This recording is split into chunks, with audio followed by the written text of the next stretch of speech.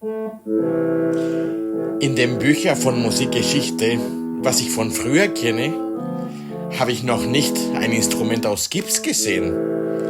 Eher ein Engel mit einem Horn, Frau Musiker mit mehreren Instrumenten, eine Frau und ihre Laute oder ein König, der Geige spielt. Man weiß, dass diese Instrumente entweder aus Metall, Holz oder Leder gemacht werden. Aber Gips als Material eines Musikinstruments wurde nicht verwendet. Mein Lieblingsbild aus den Büchern von Musikgeschichte war das Titelblatt Theatrum Instrumentorum, Teil des Werks Syntagma Musicum von Michael Praetorius. Da sieht man alle Instrumente, die es gibt. Oder so dachte ich. So viele Instrumente. Das kann ich Ihnen erzählen.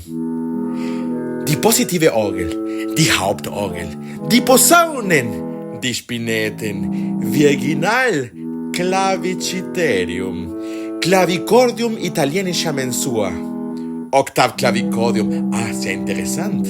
Ich lerne, was man wissen sollte. Die Theorba, die Laute, Testudo Theorbata, das klingt gut, Testudo Theorbata, Quinteria, englische Cité allein, Orpheoron.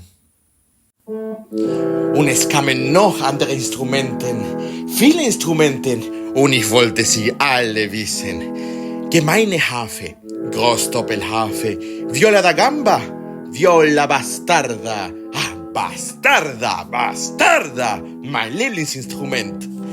Diskantgeige, Tenorgeige, Bassgeige. Ist das nicht ein Cello? Ich will alle diese Instrumente haben. Wie klingen die? Wie sehen die aus? Ich will sie anfassen. Ich will sie alle haben. Schlüssel, Fiedel, Ströfidel, Heerpauken, Soldatentrommel, Pfeiflein. Was steht da? Das kann ich nicht so gut lesen.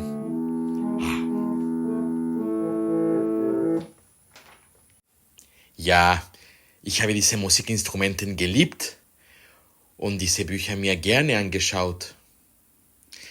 Aber heute denke ich, in Wirklichkeit kannte ich diese Instrumente nicht. Ich kannte nur die Bilder davon.